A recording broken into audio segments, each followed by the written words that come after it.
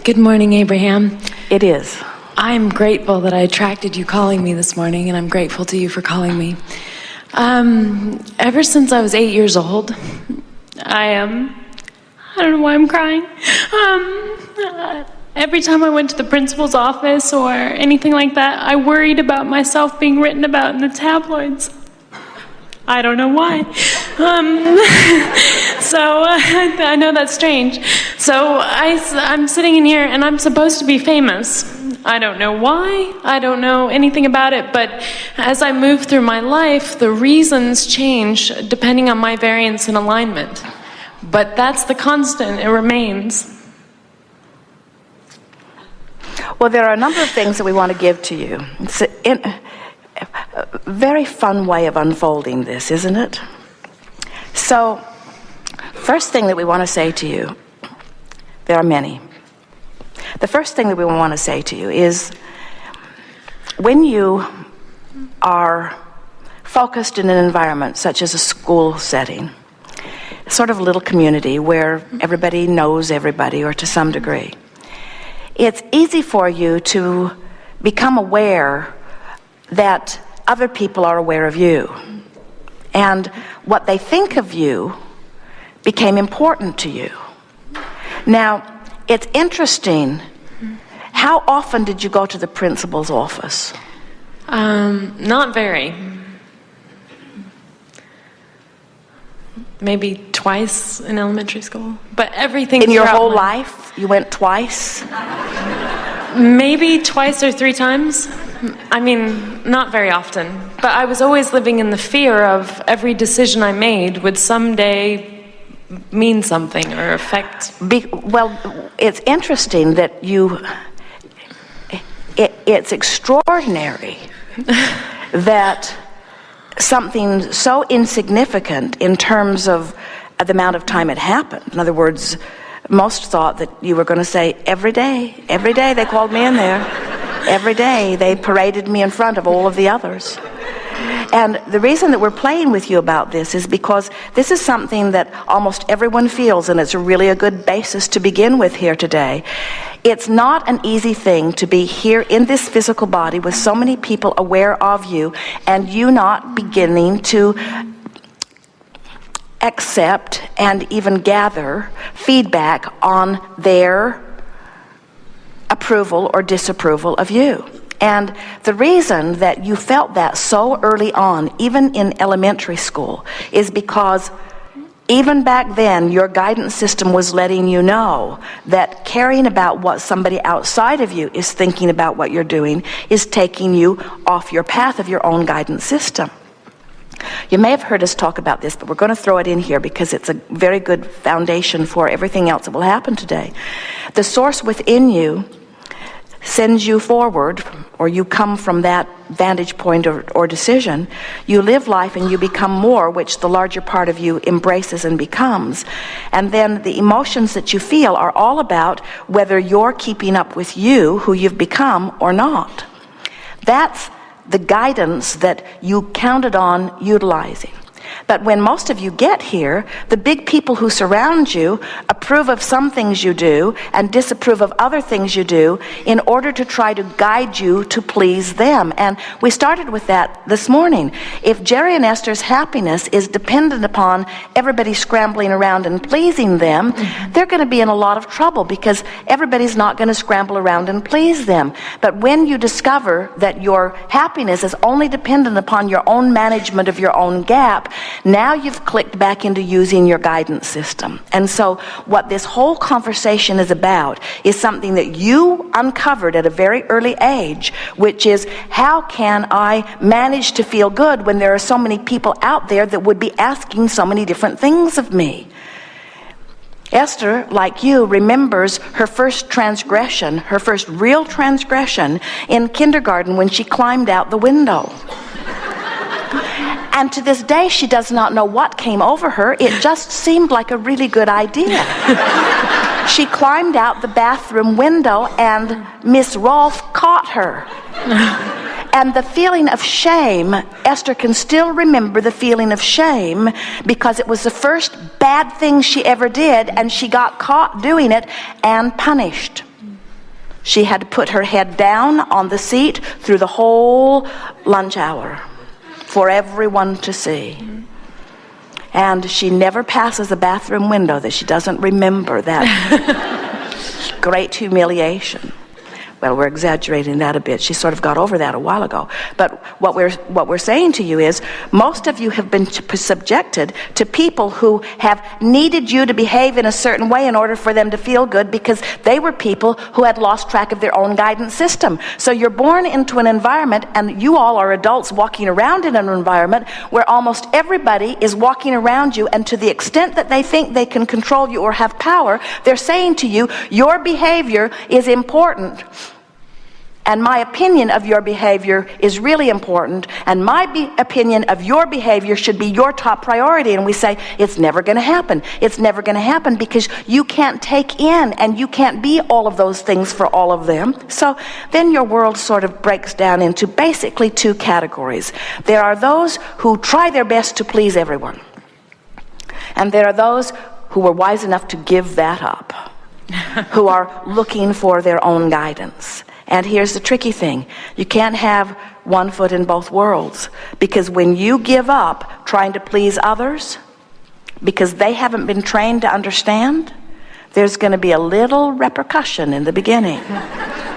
Because they want you to do what they need you to do. And that's why you're talking about the tabloids. What must that be like, to be in the spotlight with so many people with all of their agendas and axes to grind, using you as their focal point to describe themselves as pleased or not pleased? What an incredible, impossible burden you put on one another when you say to anyone, even for a moment, my happiness is dependent upon something that you do.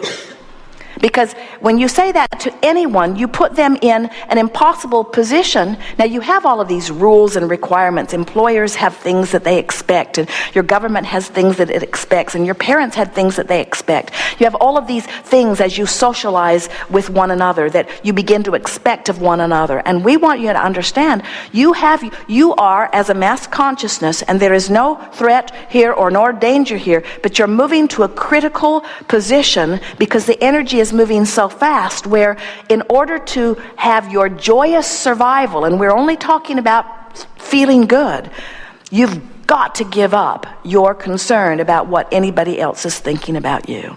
And you've got to free all of them by no longer holding them responsible for the way you feel. And that's what this is all about.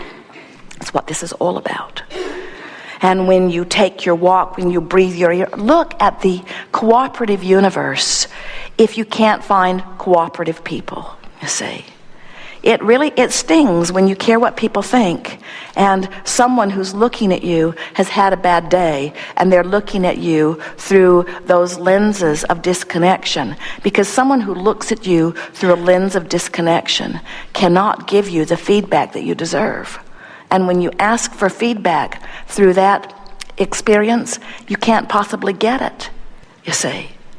So let's rerun this. So you go to the principal's office, and you've transgressed in some way, you've broken some rule.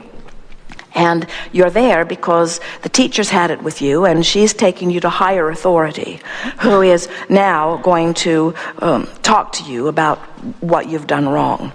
And what you discover with all of those people who play that game is that if you don't yield to them immediately, they'll just get bigger and stronger. In other words, you have to say, I'm sorry I was bad. Otherwise, if they don't find you contrite, if they don't find you yielding, then it just becomes more and more in most cases. And so what we want you to begin doing as you move through this world is begin to realize that there's this action journey that you are upon, which is the culmination of the manifestations as they've come so far. And there's an emotional journey, which is what is creating your future experiences. So we're going to dramatize this for you to show you the most effective way, whether you are a child or whether you are an adult, in dealing with someone else's disapproval of you.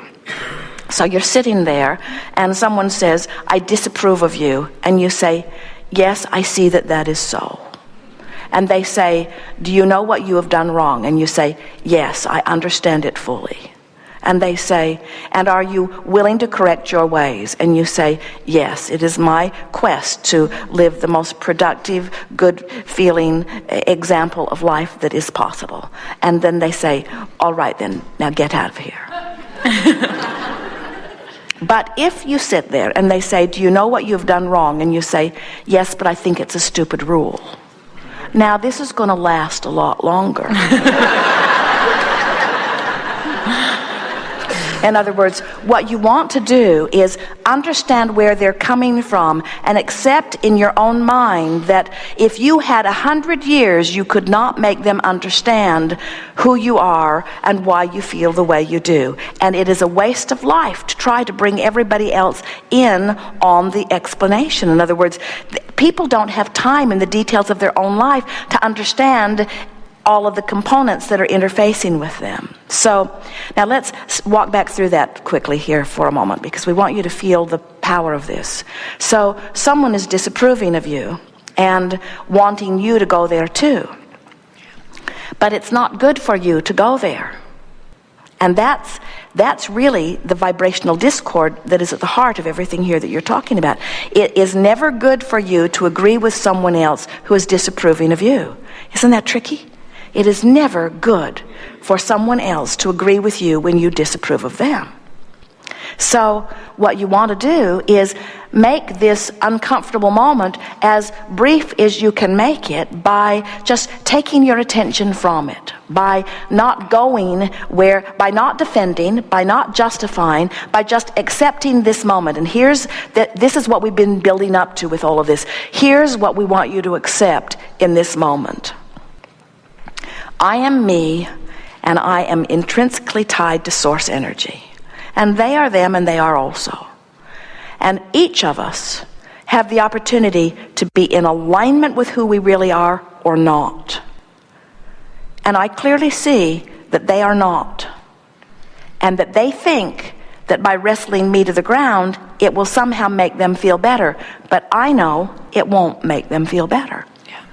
So I'll play their silly game, making the best of where I am, but I will not mold my behavior based upon what they think they need from me in order to feel good.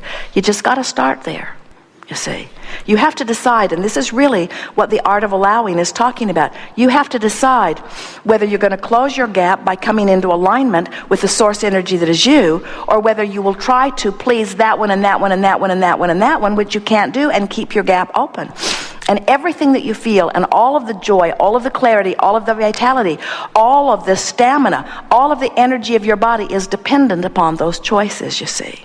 So what we're really saying to you is, fame, or a quest for it, or approval, same subject, just one's more dramatized than the other, will destroy anyone who puts what other people think ahead of their dealing with their own gap. That must be first, middle, and last. That must be primary. Okay. To all things that are important. Now, we laid a very strong basis here. It will serve us through all the day. Did we get to where you needed to be? Is there something more? Yes, I think that where I get out of alignment is I feel like being famous or being a great actress is my purpose. And so when I feel like I'm not there, I feel like I'm out of alignment with my purpose. But there's a lot of confusion. Well, here's the thing. So let's say that you were born to do that. So you carried some of that intention in, or it could be both. Let's say that in your life experience you've been throwing out those rockets of desire, and let's say that you have created a vibrational escrow that contains all of that. So over here, where your inner being is standing, is this powerful intention that has been expanding and evolving and is being held vibrationally, and that point of view is calling you toward it. So every time you feel good, you're not just moving toward feeling good, you're moving toward everything that in your terms you were meant to be, or everything that you've intended to be. So if you're following the path that feels best to you in the moment, you have to be following the path to everything that you intended to be. Can you hear that? And think about the thoughts that you're thinking that are taking you somewhere else.